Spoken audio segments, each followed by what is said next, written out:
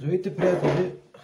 Понеже след първия клип, който бях снимал, ме питаха с какво правя клиповете. Сега ще ви покажа, купих си една така китайска камерка. Това е старата ми, която е почти същата, но няма Wi-Fi и не е 4K. В смисъл, качеството на тази е нулево. Така, но снимах с нея, всяко едно трептение се вижда. Ужасно е. Така, след това си закупих ето тази камерка от китайците, както казах, за около 40 лева. Върши работа, но отново всяко едно трептение се вижда отвратително. Ползвах програма за стабилизиране, нищо не се получава. Хубавото при нея е, че като се вържи Wi-Fi с телефона и може да си гледате точно как е настроена в момента на каската ви. И може да се мръднете назад, напред, докато при ето тази, този буклук, това нещо го няма. Но както и да е. Може да си виждате на дисплея на телефона как ти е настроена камерата в дадения момент и да си я регулираш, което е супер. Но, както казах, не снима хубаво, защото трептенията много се виждат. Но пък положителното при нея е, че идва с една камара щуротие. Тук съм си сглобил точно за нея. Това е, ето така снимам аз, на каската ми е. Доста ramена, разни джаджи, други допълнителни, които за 40-50 лева си заслужават подводен кейс. Това е за кормило, наистина доста джаджи има, напълно. Ако е нещо за аматьорска работа или някъде да снимате като е стационарна камерата, да не е в движение с колело или мотор, снима, мога да кажа, много добре. Обаче когато постоянно има трептения и те се виждат отвратително след това на клипа. Целият клип трепери, не е окей много за гледане. Това е при нея. С карта памет и сега от тук ниския клас.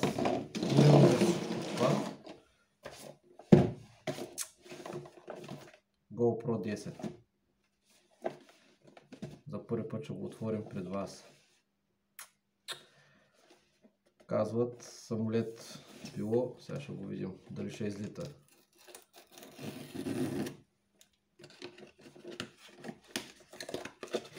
Значи стабилизацията при него е повече от перфектна. Клиповете са повече от добри.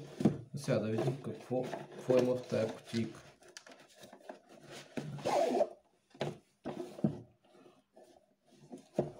Добре.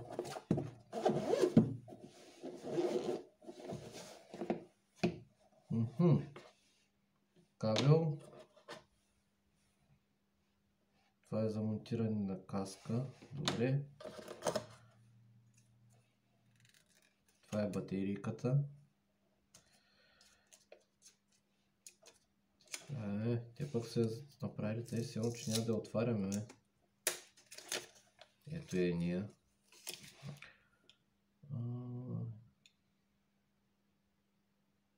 Да. 2023 година е произведена.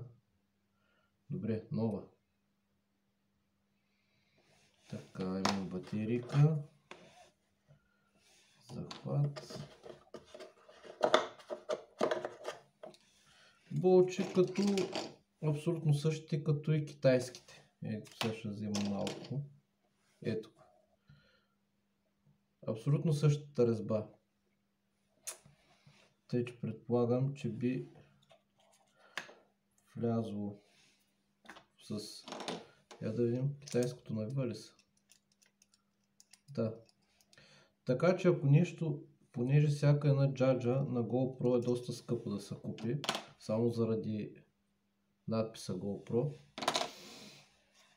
купувате си от някой китайски сайт сумата е комплект джаджи за 15-20 лева ги има без камерата и си ги ползвате на GoPro-то. И сега самото GoPro.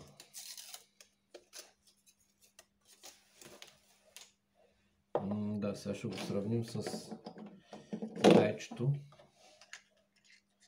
Доста по-голямо.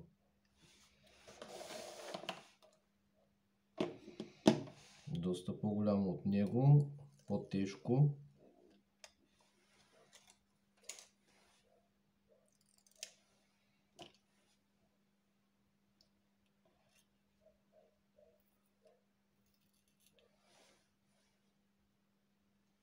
Да.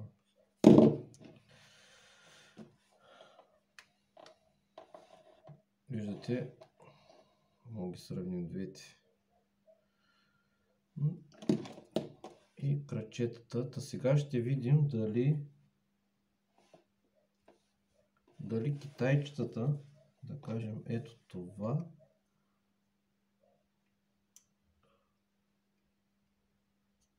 да, ето влиза. Ето влиза и сега даже ще стигнем с китайски болт. Само да го...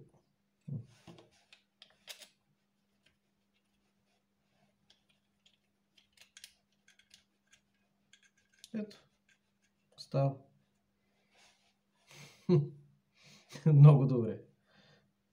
Много добре, защото всяка една е такава джаджа, на която пише GoPro, струва една камара пари, а пък един е такъв комплект с сумата и букучета, струва 15 лева в китайски сайт. Тия рамена, за да си ги купите и да пише GoPro на тях, цената им ще е сигурно над 40-50 лева. Само тия раменца. И сега ще ползваме вече тия неща спрямо камерката. Да. Ами, дано видеото ви е било полезно. По-нататък вече ще пуснем и клипове с нея. Как снима. Но отпускам самолета на камерите.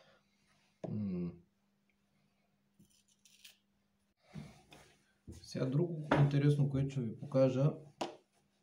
Пробвах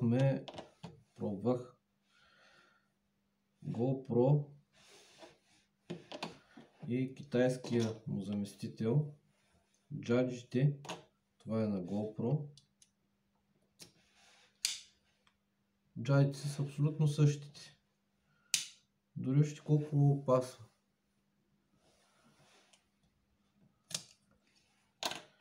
Ето го и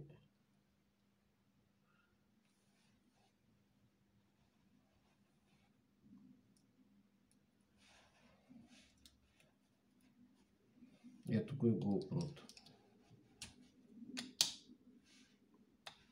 С разликата, че има гумичка.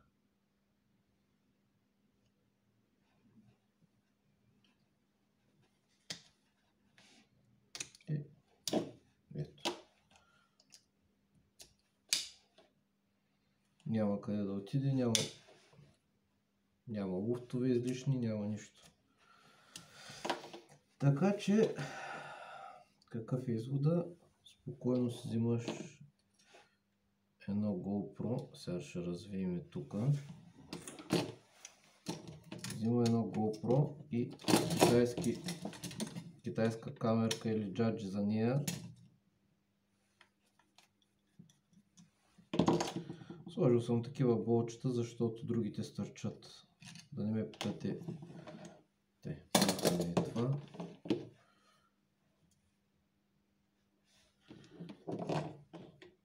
И отиваме тук. Така.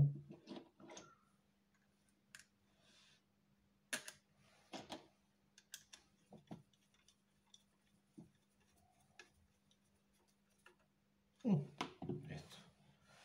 И готово.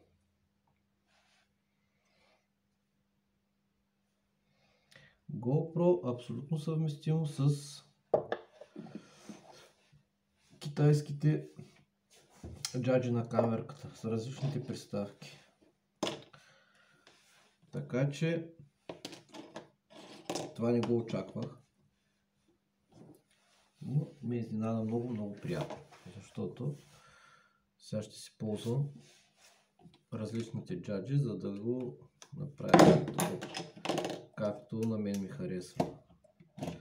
Ще имам голям избор и набор от приставки, които мога да ползвам в GoPro-то.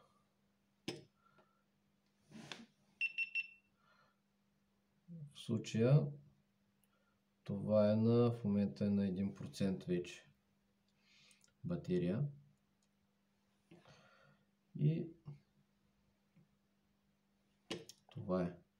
Но наистина много приятна изненада, което е супер. Да мога да си ползвам много джаджи, да си го монтирам както реша, както става най-добре. И така, ами ще продължим нататък вече как снима и как стават клиповете и ще говорим допълнително за това. Надявам се да съм ви бил полезен, да ви е харесало видеото. Знаете какво трябва да направите. Ако ви е харесало видеото, дарете една камбанка, съответно ако ви е било полезно. Благодаря ви и лек ден!